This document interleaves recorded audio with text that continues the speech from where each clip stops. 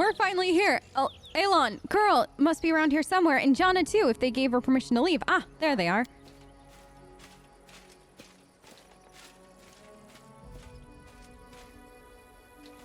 Greetings, Sela, and greetings to you, Knight Commander. Sir Elon puts his hands behind his back and bows slightly. He then casts an inquisitive glance at you. He seems less friendly than he was the day you met at Defender's Heart. Jana puts her hands on her hip. She looks even more dashing than usual. Elon is feeling a little shy. He thought he asked for help from a couple of nobodies like us, but now you've turned into saviors of Canabras, Knights of the Fifth Crusade, marked by Iomede's blessing. You still came to help him dig through a pile of junk. Sela frowns a little. Let's not talk about it. I assure you I am the same Sela and your friend from the League of the Cart. We came here to help you look for Elon's ring. By the way, where's Curl? He didn't come with us. He said an old wound was acting up. All right, my friends, since we're here, let's finish this mission quickly. I really don't feel comfortable bothering the Knight Commander with my personal problems. I'm glad we're here to help you. I hope everything works out perfectly for your wedding, too. I love weddings so much. They're full of joy and new beginnings, but I haven't been to any yet. Can I come? Of course, Lady Ember. Let's hope my bride doesn't run away from the bungler who managed to lose the ring he bought for her. Is there something wrong? Am I making you nervous? The knight is obviously embarrassed. I apologize. John is right. Much has changed since we met in Canabras. Some things for the better, some not at all. He stops short, apparently unwilling to elaborate. So what does the ring look like? The last time I saw the ring, it was with my things in my traveling chest. Now the camp's in total disarray. I don't know how we'll ever find it. The ring is made of a shiny silver metal with a deep blue-green jewel. You can't miss it. Master Derek is not just a jeweler, he's an artist. There's no mistaking one of his creations. A trinket worth several months' pay, Elon? The rules on the surface are insane. You should give your girls fried rats like we do. You'd save a lot of trouble. Oh, gosh. Can you imagine? Off we go. Jana and I will look around the north side. We'll see you when we find something or when we give up trying. Can you imagine? Yeah, just give her some fried My tail is twitching. Rats. Must be a sign. Sign of what, Woljif? Woljif, are you gonna buy Abby a shiny ring worth all that cash? And Woljif's like, no. Can you imagine Woljif doing that? That seems like the most un-Woljif thing ever. The ground is trampled and there are signs of battle everywhere. The Hound Hearts were clearly attacked by demons. I shouldn't say the most un-Woljif thing, because I can imagine Woljif doing it. I just don't imagine Woljif actually paying for it. Torn flag of the Hound Hearts, a small but noble order of crusaders. Oh! Oh no! You! What are you? Little flying creature. A Quasit. A small Quasit demon emerges from the chest. It looks at you angrily, screwing up its ugly little face. It's holding a shiny object in its paw, a sparkling silver ring with a large blue-green jewel. It's mine! Mine! Alon, look! That creepy thing! What is it holding? I've seen one of those before. These small demons like to tease and bully, but it'll bolt if it senses any real threat. Let's surround it and attack it all together before it can figure out what's happening. It looks like that didn't happen at all. Mine! The Quasit throws its paws in the air and splashes you with beams of color. You hear insolent giggling. The demon is jumping up and down, throwing the ring into the air and catching it. Mine, mine! Elon, Jana! Sela glances at her friends and then turns to you. They're all right. They'll come around soon. Quick, Abby! Let's catch the little rascal before it runs off with the ring. Okay. Sure. Let's quickly... All right, I'm following. I have no idea where it is gonna... Oh. Can't hide from me. There. But first, treasure. Okay. Oh, no. This way now. Oh my gosh, a chase through the woods with this little thing. Keep going, guys. It's fine. We'll catch it. We're not moving very fast, but it's fine. Did it go down here? No. Oh no, where'd this thing go? Did I lose him again? No, there you are. You stop. Get back here. You're too slow. It's fun to play. It's not fun to play, you little annoying thing.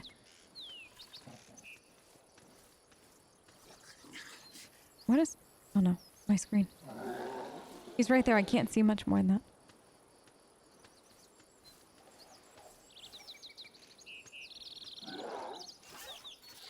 Is this one of those? Okay, there it goes. Sometimes some things get stuck. Curl? What just happened? Okay, now we can see the scene. Before Elon manages to get the quasit, the halfling Curl appears right next to it, quite out of nowhere. He snatches the ring from the demon's paws. You mustn't get it. Curl, what are you? No!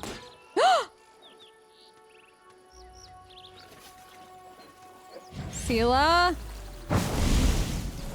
Thrusting herself between Elon and Curl, Sela barely managed to absorb the blow aimed at the halfling. Stop! Have you gone mad? He's using a summoning spell. Why did you stop? I won't let you hurt my friends. Okay. Some lovely praise just stepped into a trap. Damn it, I didn't sign up for this. Jana! There goes Jana. Get ready now, we're on our own. Why are we on our own? Can't even imagine. Okay. Ember. Let's do... Yeah, that's fine. Abby, you're there. Let's do this. Oh, nice hit. Okay. There's one left. I'm not even worried. Not even remotely worried about that. That was a good fight. Good job, team. What were you doing? You nearly cut down Curl without a second thought, without a trial, without even knowing if he was responsible for all of this. He might be a victim himself. What am I doing? He lured us into a trap. Curl was the one who knew where we were going. He knew we thought there wouldn't be anyone at camp besides some small harmless demon, so he set a trap. I wouldn't be surprised if his demon masters had him targeting the commander from the start. Talk about believing in a redemption of scoundrels. Scowls. How can you... It's fine. We barely know anything about what happened. Curl is a good lad. He's not a spy or a murderer. Maybe they threatened him, tricked him, or even bewitched him with demon magic. And now we'll never know because you let him escape. Better to let a thief escape than cut down an innocent. Like, I get both points of view. I honestly, really and truly do. On one hand, given Sela's background and given the fact that she's come such a long way as a person, she wants to believe the good in everybody. But Elon is seeing that it's not... You can't just blindly trust the fact that Curl isn't what we just saw, kind of thing, like Curl is innocent. You can't blindly trust that Curl is innocent, is what I'm trying to say. So I definitely think myself and Abby you two need to calm down. You're both right in your own way. And anyway, what's been done can't be undone.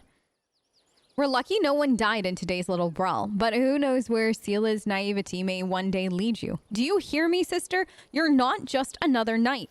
Whatever you do may have terrible consequences. You clearly have something to say, so go ahead. Spit it out. Sela, I don't want to say this, but I think of you as my friend, so I'm going to warn you. After what happened at the Grey Garrison, you're in serious danger, and maybe not just you. You might like to ignore military hierarchy and the rules of knightly orders, but there's wisdom in them that has stood the test of time. A soldier rises from a private to an officer. A knight begins as a squire. Even Iomede's paladins gain their abilities gradually. But not with you and the commander. You are granted incredible powers, far surpassing seasoned paladins with experience and skill far beyond your years. You received this gift at just the right moment and saved a lot of lives across Mendev. That's a great deed that'll be remembered for ages to come. But what happened next was wrong. They began to worship you. The queen gave you such vast power, all while you sidestepped everything. Training, experience, hardship. It's not the first time Her Majesty has behaved rashly, and how much good has this brought Mendev? I'm frightened by what I see, especially by the way that you, Sela, trust people so easily and leap into adventures without looking. One day you'll lower your sword when you should have driven a blade home, just like thousands of bright-eyed youngsters will after you. He pauses as if reluctant to continue, and then looks you in the eye. I wanted to tell you the same thing, Commander.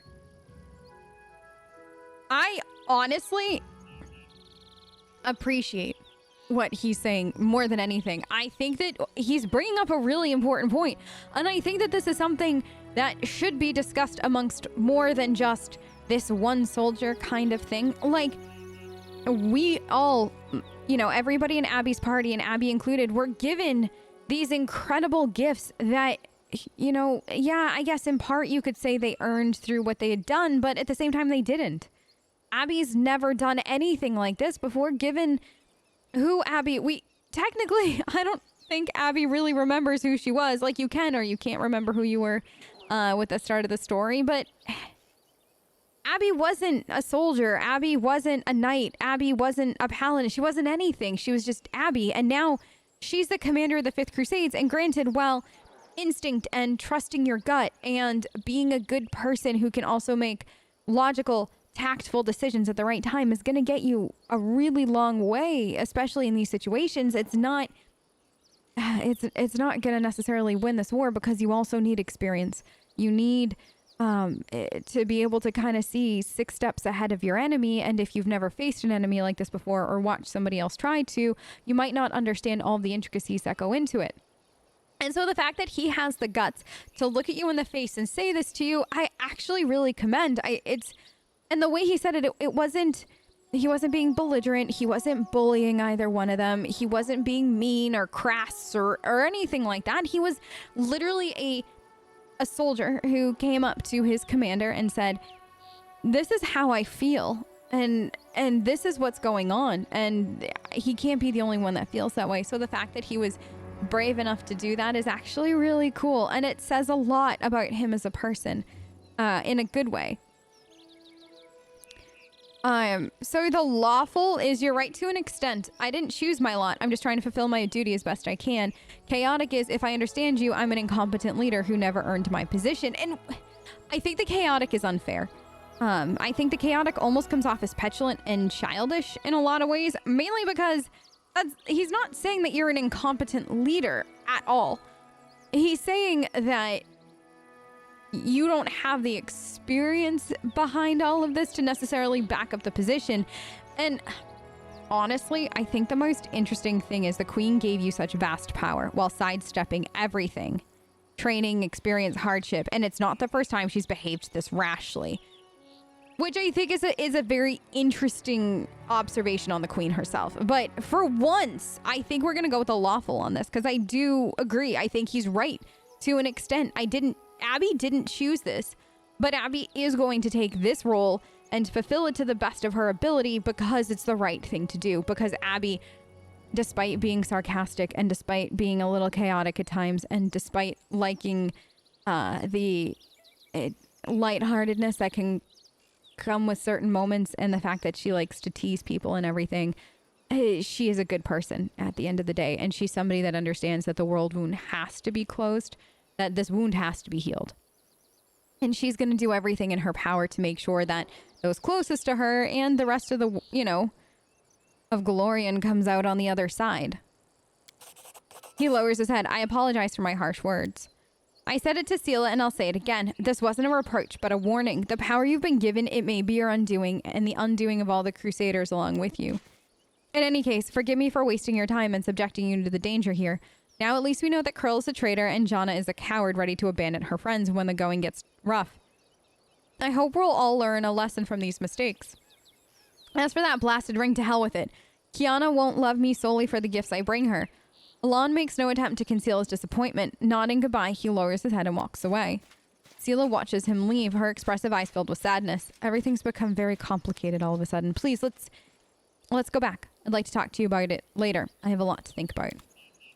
So, I think that was a really interesting ending to it, where I'm going to take the demonic heart. I don't know why. I'm actually going to take this too. You get the idea that Sela is understanding how big of a situation this really is, without fully understanding it to some extent, and I think it's interesting that she's having a hard time with it. While we're talking, I'm gonna work on getting the screenshot, the thumbnail. Actually, one of the reasons I was so excited for what was it? Are you still bloody? No, I don't think so. I have to watch out for that. One of the reasons I was so excited for photo mode was so things like thumbnails could be a little bit cooler than you know, just the one picture I've been using. So I was really excited for that. But when I went to take the first one, or for the one of the episodes that you saw, I think we only have like 2 or 3 depending on when you watch this that are out. But one of the thumbnails, they were like covered in blood still, and I was like, oh, whoops. But most of my other Let's Plays, I don't, like, I have to do that all on the other side of, like, outside of recording, but because of this kind of Let's Play style, we can do this all together, which is really cool. Okay, anyways. Oh, she has the eye bug. I've noticed that. I'm gonna have to save and reload. But anyways, what I was trying to say about Sela is that it's really interesting how, like, she wants to accept this, but she doesn't want to accept this all at the same time. And I think that if this was kind of a, bringing her kind of back down to earth a little bit that she might have needed. Because as you saw, she was, like, celebrating at the camp and everything.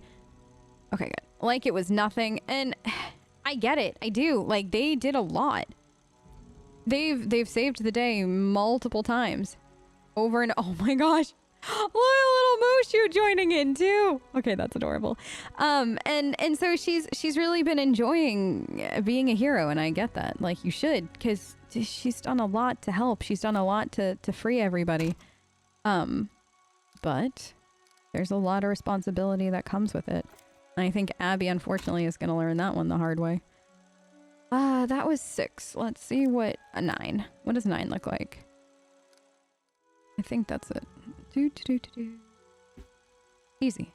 Like, look at how easy that is. You just, I'm so impressed with the fact that they added a photo mode. The one thing I wanted to know is if you can hop into photo mode during, I should have tested it out during certain cutscenes. That might be something that we test out at some point, because I am very curious. Also, visual perception. No, I think that's something I can fix and post myself. Okay, perfect. Thank you all for being here for that. All right, wait, while we're here, quick, loot everything. Because we're going to go home, I think. Ooh, wait, I've never seen this hat before. Uses any song. Oh, I don't know if I have anybody that does that. Okay. All right, so we did that. We'll go here to leave. I'm trying to think if there's anything else I want to do beforehand. Now, when I romance Darren in a run, normally I don't do his personal stuff until the start of chapter 3, actually.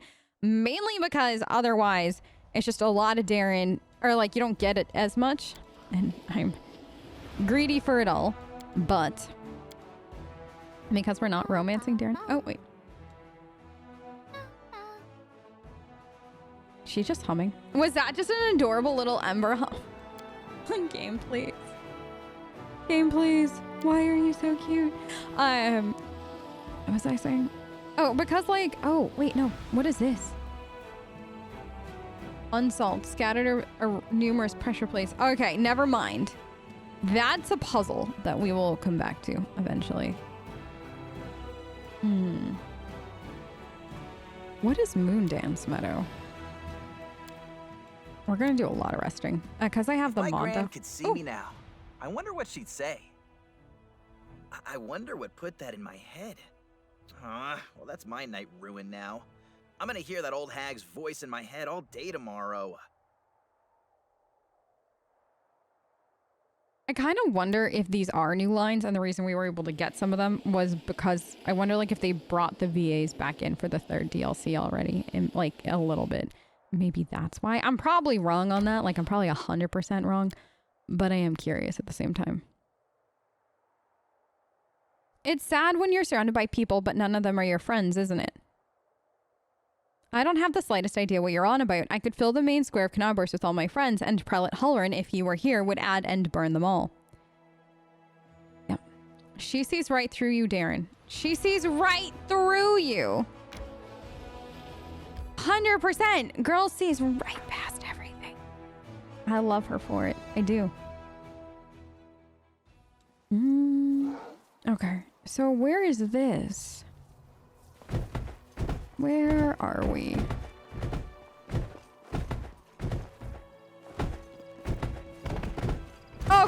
Animals. Good, great, love it. They've got the some part of. I need to. Okay, I need to look up a better Wolgiff build. I'll just sit here. The two of you died. Don't worry about me. Oh no!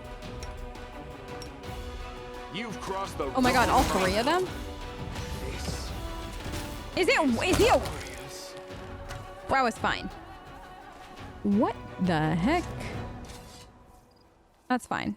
That's fine. It's totally fine. What even just happened? That was something. That was very much something. Cold iron. Was it? Oh my gosh, there's a little bun. Oh, little bun, so cute. This one's stuck.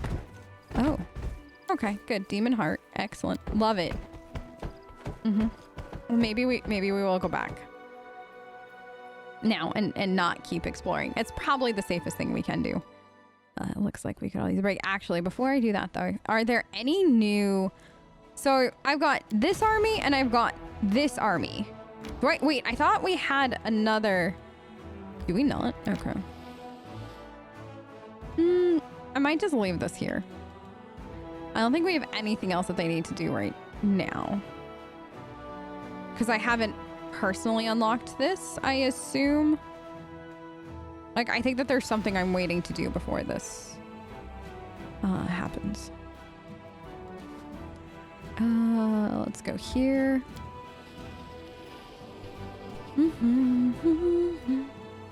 Is it a bad idea to not camp first? Possibly. So you know what? Seela, my dear, won't you tell me again how sinful and morally bankrupt my lifestyle is, and how I must see the error of my ways? Your lectures always send me straight to sleep. Darren! Yeah, right. Today, your path to repentance is silent prayer and self-reflection. Darren, if you needed a bedtime story, you could have just asked somebody for a bedtime story. Oh, Darren. Okay. So happy we saved or just slept, just in case. It's probably nothing but. Commander, we caught a suspicious lad on the road. He says he's an ally and desperate to talk to you. Who knows who he really is? The young man before you is trembling from his wounds and exhaustion. His boots are in tatters, and if he had any weapons or armor, he'd shed them along the way. His clothes are torn and his hair is wet, like he recently swam across a river. Blood oozes from the wounds on his chest and shoulders, and his skin is cracked and inflamed from the acrid water. Commander. A man breathes heavily. The words emerge as a whisper from his throat. My squad ambushed beyond the river. Help. Get him some water and something for his wounds, will you? The knight's wounds heal with the help of a magic potion. Taking a gulp of water, he catches his breath and snaps to attention and begins again. Yacker Ankle, Hell Knight of the Order of Godclaw, under the command of Paralictor Reginald Durenge. Our squad is under attack by demons far surpassing our number. Without your assistance, we're lost. Hell Knights! They've supported the Crusades more than once in battle against the demons, despite their, Erebeth cringes, questionable reputation. We can't abandon our allies in trouble. And they really are our allies, and of course, it's just... Anevia looks Yacker over closely from head to toe. I kind of think this isn't a knight at all. A real Hell Knight would be skinned alive for losing his infamous black armor. What we see here is a stranger without rank or insignia who wants us to march to God knows where. Kinda smells like a trap to me. I'm just trying to... I just want to see all my options. No, Abby's never once debated this. So who's here right now? Is it everybody? Almost. I don't actually. There's Nenio. Is Wolgiff here? Oh, there's Wolgiff. I love it that like Wolgiff just keeps keeping himself apart. Where's your squad now? Not far from here, beyond the river. It's not far for a single fighter who abandoned his armor and weapons. We can't get across the river so easily. We'll have to take a detour. Even if we can save anyone, it will seriously delay our offense on Dresden and will give the enemy a chance to prepare. So who's attacking you? Large creatures that attack from the air. Some are fighters, others are, at a guess, clerics with dangerous divine magic. They look like stone come to life. I'm almost certain they're gargoyles. They fell upon us from the sky while we were setting up camp at our most vulnerable. And they caught our forces at partial strength. The Paralictor had dispatched some of our troops as scouting teams. The flying beasts didn't fight us. They just fell on us from the sky, grabbed our fighters, and either took them somewhere or threw them to their death. We were unprepared for it. So what does everybody else think? Your companions look at their guests suspiciously. Hell Knights. With allies like them, we've no need for enemies. If it suited them, they'd abandon us to demons without a second thought. But we're not like them, are we? We have to save them. Looks like a trap. But even if he isn't lying, Dresden is our goal. If our offense is delayed, we won't get another chance to retake the city. The Hell Knights are heartless executioners. Saving people from the claws of demons is a good cause in itself. But these people are doing everything they can to become just like the devils. Shellen, forgive me. I fear we should leave the Hell Knights to their fate and continue our offensive on Dresden. Do you recall Prelate Hulrin? Picture an entire army of soldiers just like him. Do we need allies like that? If they die, I shan't shed a tear. We should help them, but only if they join our forces in return. We could use some fresh blood. Hell Knights? No, not for all the gold in the world. Don't you know what kind of people they are? 1 minute you're going about your business, the next you're locked in the stocks and there's a butcher in black armor standing in front of you. Woljif! Is there something you want to tell us? I don't know who these knights are, but if there are people suffering out there, then of course we have to help. It's what we came here to do, isn't it? The crow on her shoulder croaks resolutely, supporting her words. Huh? What? Nenio blinks a few times, baffled. This question has no scientific significance. What's interesting is how the water in the river poisoned by the world wound will affect this boy. With your permission, I'd like to examine him, or his corpse, in a few days' time.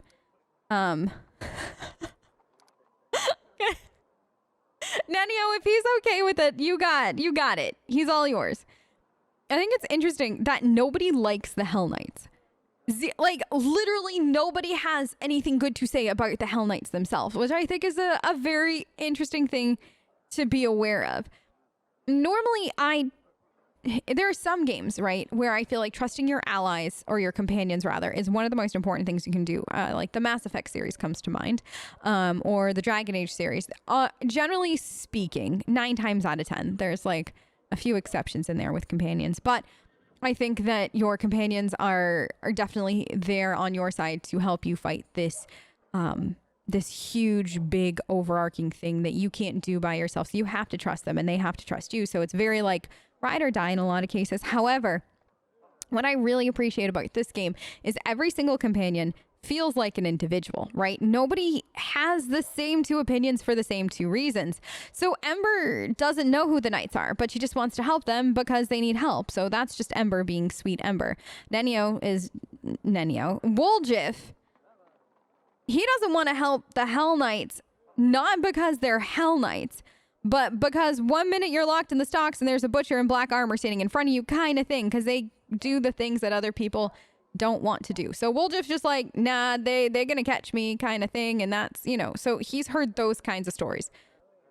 Camellia says sure, only because she wants fresh blood. For reasons that are spoilery, but reasons. Darren is just like, nah, it's like a gazillion Prelate Hulrins running around, and we don't need that kind of thing. And I get what he's saying. Sociel says that they're heartless executioners. So he can't justify saving them from the claws of demons because they themselves are quote unquote doing everything they can just like to become devils. And I don't necessarily think that that's fair. I think personally, from what I've learned of the Hell Knights, the Hell Knights are a group that, yes, they have a very strict code. Yes, I think it needs more context to their code. But at the same time, they do the fights, they do the things that other people don't want to do.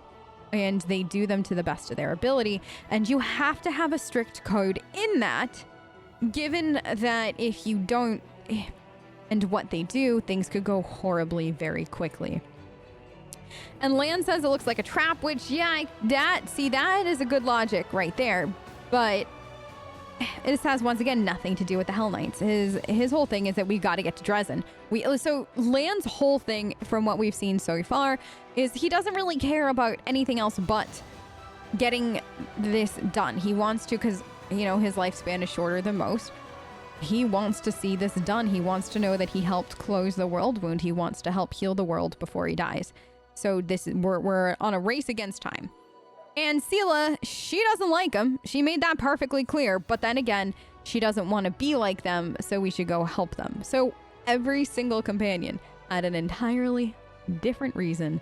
And I find that to be really cool. I find that to be really well written because everybody is going to have a different opinion. I mean, you put 3 people in a room together, you're going to have like 90 different opinions kind of thing is how it feels sometimes. So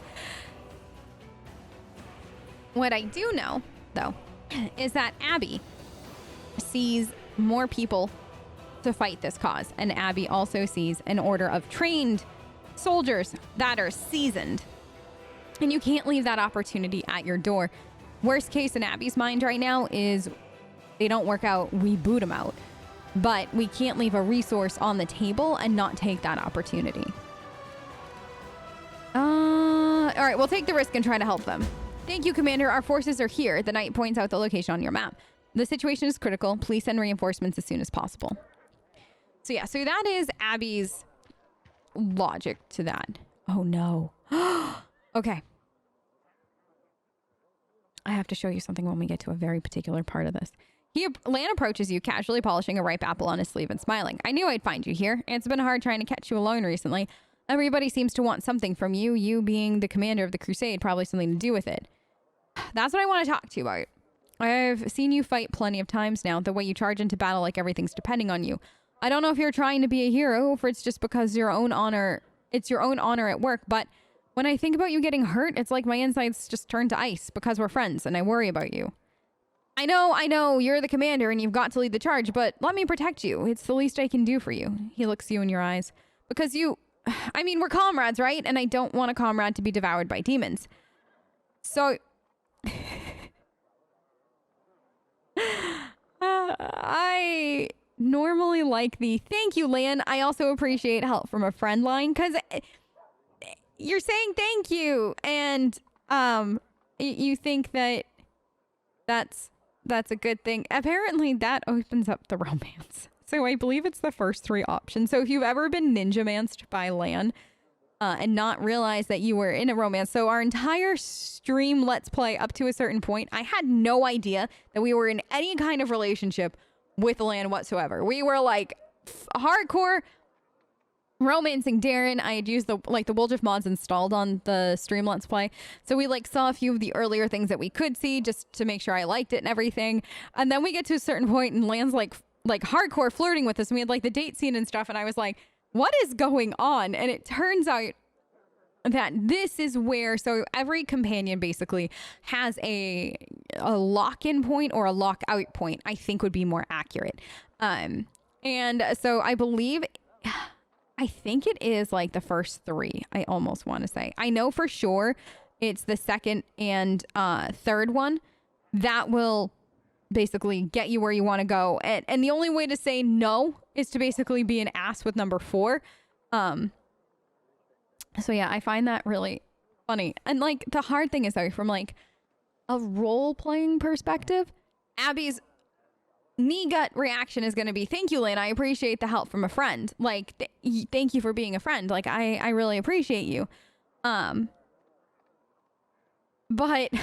if you want to make sure that you don't accidentally get ninja-manced, then it would be you forget yourself. I'm the commander. I don't need anyone's protection. So right now I'm kind of sitting here oh, which one do we do? Do we go for the Abby personality? Or do we go for the let's make sure we don't accidentally romance Lan? And I think that especially with video games overall, when you're role-playing a character, this is where things get really interesting. So the easy route, of course, is the 4th option. However, the second route is more in character for her. And I told myself we weren't going to do this, but I do think it makes more sense for Abby as a person to be I appreciate the help from a friend, and then let's see where the chips fall. Because Abby doesn't know. Abby has no idea that this is going to lead to a romance. So if I was RPing this, and you guys weren't hearing my inner thought process behind each decision like I normally do, I would just pick 2 and we would deal with the consequences. So that's what we're gonna do, because she's nice, right? She's saying thank you, I appreciate the help from a friend, not expecting it to go anywhere. Don't mention it. I'll try not to stick out like a sore thumb and stay out of your way. I'll just watch over you, silently observing from the shadows. Wait, no, that came out wrong. Forget I said it. What I want to say is you can count on me. At least I think that was the, I feel like this does lock it in too. Like, I feel like I picked that before. We're going to find out. But just know, if you really and truly don't want to romance Lan, I would highly suggest just looking up where in this conversation, which ones do and do not basically lock you onto the romance. Like, it would just probably save you a lot down the road. If you're ever wondering why you got ninja-manced by Lan, it was this conversation. It was something you picked in here. And I think I just did that to us. We're going to find out, though. Okay. Let's go sell some stuff, Kian, and go outside.